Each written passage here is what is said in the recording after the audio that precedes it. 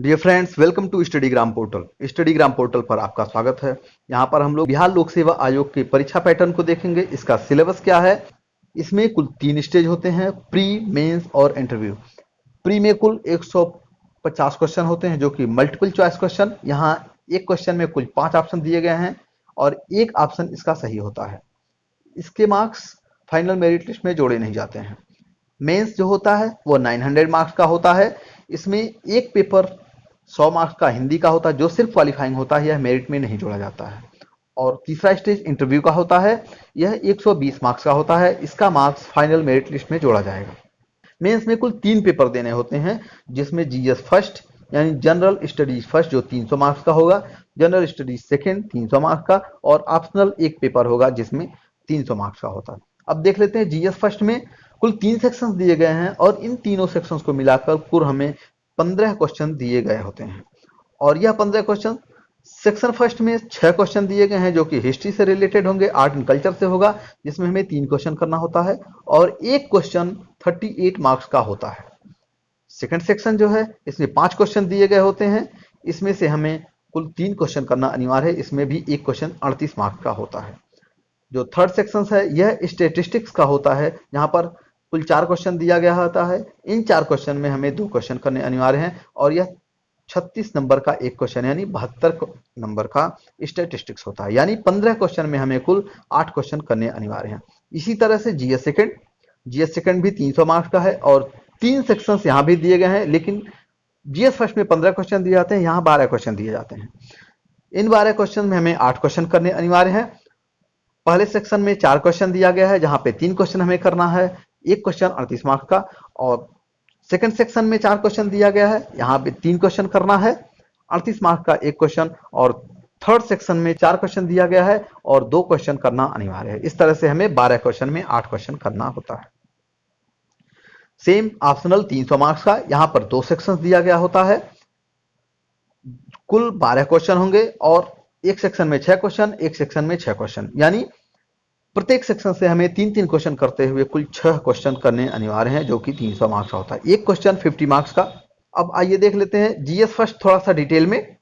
तो GS first में section 1 में क्या क्या आएगा। आधुनिक भारत पूरा, इसमें कला और संस्कृति यानी आर्ट एंड कल्चर आएगा जो 6 क्वेश्चन होता है और इन 6 क्वेश्चन में हमें 3 क्वेश्चन करने अनिवार्य हैं। अब इसको पढ़ने के लिए हम मिनिमम बुक लिस्ट फॉलो करेंगे, जैसे कि मॉडर्न इंडिया के लिए यानी आधुनिक भारत के लिए स्पेक्ट्रम जो कि राजीव अहीर के द्वारा लिखी गई है, या ओल्ड एनसीईआरटी जो बिपिन चंद्र के द्वारा लिखी गई है, इसको हम फॉलो कर सकते हैं। इसके अलावा और कुछ हमें फॉलो नहीं करना होता है। अगर हम चाहें तो जो क्लास एर्थ की एनसीईआरटी की फर्स्ट और सेकंड जो आती है मॉडर्न इंडिया की, उसको हम पढ़ सकते हैं। सिर्फ उसको पढ़कर और अगर स्पेक्ट्रम को पढ़ लें तो हमारा काम हो जाएगा, क्योंकि हमें बार बार रिवीजन करना है ना कि पढ़ना है।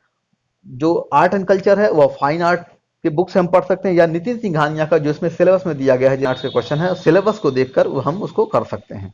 अगर हम इधर उधर जाएंगे तो हमारा टाइम वेस्ट होगा और उससे ज्यादा फायदा नहीं होने वाला। तो सेकंड सेक्शन है, सेकंड सेक्शन पूरा करंट अफेयर बेस्ड है। यहाँ 5 क्वेश्चन दिए जाएंगे, एक क्वेश्चन 38 मार्क्स का होगा। हमें यहाँ 3 क्वेश्चन करने अनिवार्य हैं। अब करंट अफेयर्स को करने के लिए हमें क्या करना चाहिए। कोई एक मैगजीन, चाहे हम दृष्टि आईएएस की मैगजीन ले लें या विजन आईएएस की मैगजीन लें या एडिटोरिया को फॉलो करें, और एक न्यूज़पेपर हमें निश्चित रूप से कोई राष्ट्रीय संस्करण पढ़ना जरूरी होता है। तो हम बहुत बेहतर तरीके से करंट अफेयर्स को कर सकते हैं और इस करंट अफेयर्स को पढ़ करके हम जीएस सेकंड का जो सेकंड सेक्शन है यानी इकोनॉमी का सेक्शन और जो साइंस एंड टेक्नोलॉजी का सेक्शन है उसको भी कर सकते हैं। इसलिए करंट अफेयर्स बहुत ही महत्वपूर्ण हो जाता है। यहाँ पे हमें समय देना काफी अनिवार्य हो जाता है और प्री में भी 30 से 35 क्वेश्चन करंट अफेयर्स के आते ही आते हैं। अब इसका थर्ड सेक्शन जो होता है वो सांख्यिकी यानी स्टेटिस्टिक्स आता है। 4 क्वेश्चन दिए गए होते हैं। इन 4 क्वेश्चंस में से हमें 2 क्वेश्चन करने अनिवार्य हैं जो कि 72 नंबर का यानी 36 मार्क्स का एक है। इसको करने के लिए जो कि मैथमेटिक्स बैकग्राउंड से हैं उनके लिए कोई ज़्यादा एफर्ट नहीं मारने की जरूरत होती है, लेकिन जो मैथमेटिक्स बैकग्राउंड से नहीं है उनको कोई यूट्यूब पे एक सीरीज देखिए जहाँ की बेहतर स्टैटिस्टिक्स बताया गया हो, जहाँ पूरा सिलेबस हमारा कंप्लीट होता है। प्रीवियस ईयर क्वेश्चन पेपर देखिए क्या क्या आया हुआ है, उससे हम कर सकते हैं। अब हम देख लेते हैं GS second. GS paper second है। जीएस पेपर सेकंड भी 300 नंबर का है। ये भी 3 सेक्शन में है। पहला पॉलिटी है यानी राजव्यवस्था। राजव्यवस्था को पढ़ने के लिए सिर्फ और सिर्फ हम लक्ष्मीकांत को फॉलो करेंगे, लेकिन अगर हमारे पास थोड़ा समय हो तो जो 11th की एनसीईआरटी है, यानी कॉन्स्टिट्यूशन एट वर्क, उसको पढ़ना बहुत जरूरी होता है। अगर उसको हम पढ़ लें तो काफी क्लैरिटी आ जाती है और लक्ष्मीकांत काफी आसानी से हमें समझ में आ जाती है।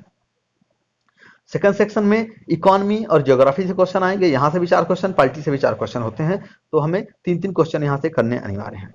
अब इकोनॉमी कैसे पढ़ें? सिर्फ मिडाल वेबसाइट है या उनका जो यूट्यूब चैनल है वहां से हमें उनके जो वीडियो हैं पुराने उनको देख लेना है और करंट अफेयर्स को फॉलो कर लेना है। सिर्फ इतना करके हम कर सकते हैं। और एनसीईआरटी की बुक 9, 10th और 11th तो निश्चित रूप से पढ़नी है। अगर हम 9, 10th ना भी पढ़ें तो 11th निश्चित रूप से पढ़नी है। और 12th की जो माइक्रो इकोनॉमिक्स है उसको अंडरस्टैंडिंग पढ़ सकते हैं। और ज्योग्राफी के लिए हमें एनसीईआरटी 6 to 12 अगर पढ़ने और कुछ भी पढ़ने की जरूरत नहीं होगी।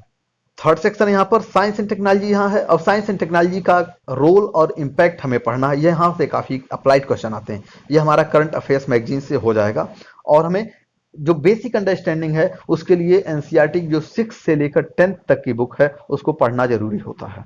और 11, 12 की जो जीव विज्ञान के कुछ चैप्टर्स हैं जो कि हमारे सिलेबस में आते हैं, प्रीवियस क्वेश्चन पेपर देखकर हम समझ जाएंगे, सिर्फ उनको पढ़ने की जरूरत है, न कि पूरी बुक को।